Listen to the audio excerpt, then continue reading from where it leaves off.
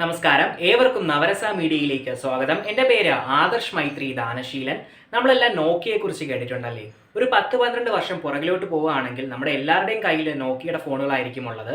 അല്ലെങ്കിൽ നമ്മുടെ പാരൻസിൻ്റെ ജനറേഷനിലോട്ട് നോക്കുകയാണെങ്കിൽ അവരെല്ലാവരും ഉപയോഗിച്ചിരിക്കുന്നത് ഭൂരിഭാഗവും നോക്കിയുടെ ഫോണുകളായിരിക്കും.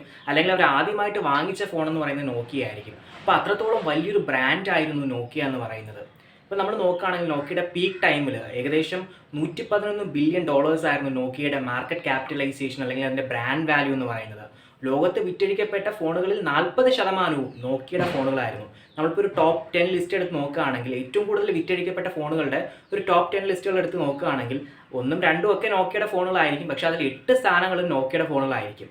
ഇത് നമ്മൾ ഏറ്റവും വലിയ മൊബൈൽ മാനുഫാക്ചറിങ് കമ്പനികളായ ആപ്പിൾ ആയാലും അല്ലെങ്കിൽ സാംസങ് ആയാലും അവരെ കമ്പൈൻ ചെയ്ത് വെച്ചാൽ പോലും ഈ പറയുന്ന 40% ഷെയർ വരുന്നില്ല. അപ്പോൾ അത്രത്തോളം വലിയൊരു ബ്രാൻഡായിരുന്നു നോക്കിയ എന്ന് പറയുന്നത്. എന്നാൽ ഈ ബ്രാൻഡ് ഇപ്പോൾ നമ്മൾ നോക്കിയ ഉപയോഗിക്കുന്നത് പോട്ടെ, നോക്കിയുടെ പേര് പോലും നമ്മൾ കേൾക്കാറില്ല. അപ്പോൾ ശരിക്കും യഥാർത്ഥത്തിൽ എന്താണ് നോക്കിയ എന്ന കമ്പനിക്ക് സംഭവിച്ചത്? നമ്മൾ നോക്കിയുടെ ചരിത്രത്തിലേക്ക് നോക്കുകയാണെങ്കിൽ അത് ഇന്നും ഇന്നലെയൊന്നും അല്ല തുടങ്ങിയത്. ഏകദേശം 1865 ആണ് നോക്കിയ തുടങ്ങിയത്. അതൊരു ഫിന്നിഷ് കമ്പനിയാണ്, അതായത് ഫിൻലാൻഡിൽ തുടങ്ങിയ ഒരു കമ്പനിയാണ് നോക്കിയ എന്ന് പറയുന്നത്. ഫിൻലാൻഡിലെ ഒരു ചെറു പട്ടണത്തിന്റെ പേരാണ് നോക്കിയ എന്ന് പറയുന്നത്. ആദ്യം ഒരു പേപ്പർ മാനുഫാക്ചറിംഗ് കമ്പനിയായാണ് നോക്കിയ തുടങ്ങുന്നത്. 1980-90 കാലഘട്ടത്തിലാണ് നോക്കിയ മൊബൈൽ മാനുഫാക്ചറിംഗ് രംഗത്തേക്ക് കടന്നു വരുന്നത്. 1990 മുതൽ 2008 വരെയുള്ള കാലഘട്ടം നോക്കുകയാണെങ്കിൽ അത് നോക്കിയുടെ കാലഘട്ടം തന്നെയായിരുന്നു. ഒരുപാട് ഐക്കോണിക് ആയിട്ടുള്ള ഫോണുകൾ അവർ ഇറക്കി. ഏറ്റവും കൂടുതൽ വിറ്റഴിഞ്ഞത് നോക്കിയുടെ ഫോണുകളായിരുന്നു. മറ്റൊരു ബ്രാൻഡും നോക്കിയയ്ക്ക് ഒരു എതിരാളിയെ ആയിരുന്നില്ല. ഏകദേശം $111 ബില്യൺ ആയിരുന്നു ആ ഒരു സമയത്ത് നോക്കിയുടെ മാർക്കറ്റ് ക്യാപിറ്റലൈസേഷൻ അല്ലെങ്കിൽ മാർക്കറ്റ് വാല്യൂ എന്ന് പറയുന്നത്. അപ്പോൾ അത്രയും പീക്കിൽ നിന്നൊരു കമ്പനി പിന്നീട് എങ്ങനെയാണ് തകർന്നു പോയി എന്ന് ചോദിച്ചാൽ അതിന് ഒരുപാട് ഉത്തരങ്ങളുണ്ട്. 2008 ആദ്യത്തെ ഐഫോൺ അവതരിപ്പിക്കുന്നത്. നമുക്കറിയാം, ഐഫോൺ എന്ന് പറയുന്നത് ലോകത്തിലെ തന്നെ ആദ്യത്തെ മൾട്ടി ടച്ച് സ്മാർട്ട് ഫോൺ എന്ന് പറയുന്ന ഐഫോണാണ്.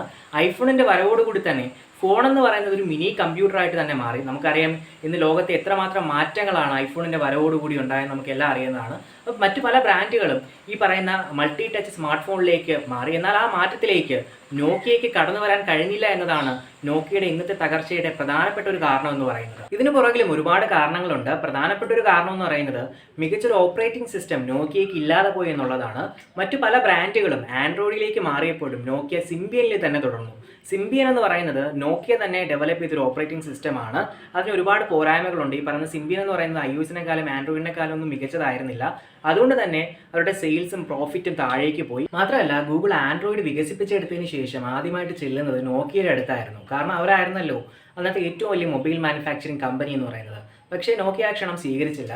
രണ്ടാമത്തെ കാരണം എന്ന് പറയുന്നത് സ്റ്റീഫൻ ഇലോപ്പ് എന്ന് പറയുന്ന വ്യക്തിയാണ്. സ്റ്റീഫൻ ഇലോപ്പ് എന്ത് ചെയ്തു എന്നല്ലേ? ഈ സ്റ്റീഫൻ ഇലോപ്പാണ് 2010 മുതൽ 2014 വരെയുള്ള കാലഘട്ടത്തിൽ നോക്കിയുടെ CEO. 2010 വരെ നോക്കിയുടെ CEO ആയിരുന്നു നമുക്കറിയാം ജോർമ എലീല എന്ന് പറയുന്ന വ്യക്തിയാണ്. അദ്ദേഹത്തിൻ്റെ ടെന്യൂറിലാണ് നോക്കിയ ഇത്രയും വലിയൊരു കമ്പനിയായിട്ട് മാറിയത്. ഇപ്പോൾ 2010 ജോർമ എലീല വിചാരിച്ചു നമ്മുടെ സെയിൽസ് എല്ലാം താഴോട്ട് പോവുകയാണ്, പ്രോഫിറ്റ് താഴോട്ട് പോവുകയാണ്, മാർക്കറ്റ് ക്യാപിറ്റലൈസേഷൻ താഴോട്ട് പോവുകയാണ്.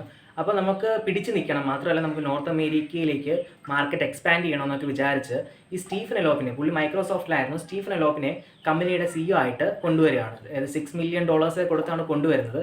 അപ്പോൾ സ്റ്റീഫൻ ഇലോപ്പ് വന്നതിന് ശേഷം ചെയ്തതെന്ന് പറയുന്നത് ജോർമ എലീലിനെ മറ്റ് ബോർഡ് മെമ്പേഴ്സിനെ കാണുന്നത് തൻ്റെ സാന്നിധ്യത്തിലല്ലാതെ കാണുന്നത് വിലക്കുകയും അദ്ദേഹത്തിൻ്റെ തീരുമാനങ്ങളൊന്നും ചെവിക്കൊള്ളാതെ അദ്ദേഹത്തെ ഒരു സൈഡാക്കി പാരവണത് സൈഡാക്കി മാറ്റുകയും ചെയ്തു.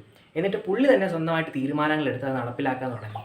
മാത്രമല്ല, ഈ സമയത്ത് നോക്കിയയിലുണ്ടായിരുന്ന ഒരുപാട് എഞ്ചിനീയേഴ്സും പ്രോഗ്രാമേഴ്സും ഒക്കെ ഒരുപാട് സജഷൻസും കാര്യങ്ങളുമായിട്ട് അഡ്വൈസായിട്ടൊക്കെ മുന്നോട്ട് വന്നെങ്കിലും അതൊന്നും പുള്ളി സ്വീകരിച്ചില്ല. നമുക്കറിയാം നോക്കിയ എന്ന് പറയുന്നത് ഒരു റിജിഡ് സ്ട്രക്ചറിലുള്ള ഒരു കമ്പനിയാണ്. അതുകൊണ്ട് തന്നെ ഒരു തീരുമാനമെടുത്ത് നടപ്പിലാക്കണമെങ്കിൽ ഒരുപാട് സമയം എടുക്കണം, ഒരുപാട് ഫോർമാലിറ്റീസിലൂടെയൊക്കെ കടന്നു പോകണം. അപ്പോൾ അതെല്ലാം തന്നെ നോക്കിയുടെ പെർഫോമൻസിനെ ബാധിച്ചു. പിന്നീട് ഈ സ്റ്റീഫൻ ഇലോപ്പ് ചെയ്തതെന്ന് പറയുന്നത് ആൻഡ്രോയിഡിലേക്ക് മാറുന്നതിന് പകരമോ സ്വന്തമായിട്ടൊരു സോഫ്റ്റ്വെയർ, ഒരു ഓപ്പറേറ്റിംഗ് സിസ്റ്റം ഡെവലപ്പ് ചെയ്യുന്നതിന് പകരമോ പുള്ളി മൈക്രോസോഫ്റ്റുമായിട്ട് കൊളാബറേറ്റ് ചെയ്ത് മൈക്രോസോഫ്റ്റുമായിട്ട് കൈകോർത്തൊരു ഡീലൊക്കെ ഉറപ്പിച്ച് അതിനെ നോക്കിയയുടെ ഓപ്പറേറ്റിംഗ് സിസ്റ്റമായിട്ട് കൊണ്ടുവന്നു. അത് വൻ ഫ്ലോപ്പായിട്ട് മാറുകയും അത് നോക്കിയയുടെ സെയിൽസിനെ കുത്തനെ ഇടിക്കുകയും ചെയ്തു. അത് വല്ലാത്ത രീതിയിൽ കമ്പനീനെ തകർക്കുകയും ബാധിക്കുകയൊക്കെ ചെയ്തു. അതാണ് സത്യം പറഞ്ഞാൽ നോക്കിയയുടെ തകർച്ചയ്ക്ക് ഏറ്റവും പ്രധാനപ്പെട്ട കാരണം എന്ന് പറയുന്നത് ഈ ഒറ്റ തീരുമാനമാണ് നോക്കിയയുടെ തകർച്ചയ്ക്ക് ഏറ്റവും വലിയ കാരണമായത്. കമ്പനി തകർച്ചയിലേക്കാണ് പോകുന്നതെന്ന് മനസ്സിലാക്കിയ സ്റ്റീഫൻ ഇലോപ്പ് മറ്റ് ബോർഡ് മെമ്പേഴ്സിനെയൊക്കെ സ്വാധീനിച്ച് കമ്പനി മൈക്രോസോഫ്റ്റിന് തന്നെ വിൽക്കുകയാണ്. 2014 $7.2 ബില്യൺ മൈക്രോസോഫ്റ്റ് നോക്കിയ ഏറ്റെടുക്കുന്നത്. ഒന്ന് ആലോചിക്കണം, $111 ബില്യൺ മാർക്കറ്റ് ക്യാപിറ്റലൈസേഷൻ ഉണ്ടായിരുന്ന ഒരു കമ്പനിയാണ് $7.2 ബില്യൺ സ്റ്റീഫൻ ലോപ്പ് തകർക്കുന്നത്. ഇതിൽ നിന്ന് വ്യക്തിഗതമായ ഒരുപാട് നേട്ടങ്ങൾ സ്റ്റീഫൻ ലോപ്പും നേടിയിട്ടുണ്ട്. ഇന്ന് HMD ഗ്ലോബൽ എന്ന് പറയുന്ന കമ്പനിയാണ് മൈക്രോസോഫ്റ്റിൽ നിന്ന് നോക്കിയ സ്വന്തമാക്കിയിരിക്കുന്നത്. അത് പഴയ നോക്കിയ എക്സിക്യൂട്ടീവ്സ് നടത്തുന്ന ഒരു കമ്പനിയാണ്. 2026 വരെ അവർക്ക് നോക്കിയ എന്ന ബ്രാൻഡ് ഉപയോഗിക്കാനുള്ള അവകാശമുണ്ട്. അവർ നോക്കിയയുടെ പേരിൽ ഒരുപാട് ഫോണുകളൊക്കെ മാർക്കറ്റിൽ ഇറക്കിയിരുന്നു, പക്ഷെ അതൊന്നും വിചാരിച്ചത്ര ഹിറ്റായില്ല. എന്ത് തന്നെ ആയാലും നോക്കിയ എന്ന് കേൾക്കുമ്പോൾ നമ്മുടെ മനസ്സിലേക്ക് ഓടി വരുന്നൊരു മുഖമുണ്ട്, ഒരു ചിത്രമുണ്ട്. അതെന്നും അങ്ങനെ തന്നെ ആയിരിക്കും.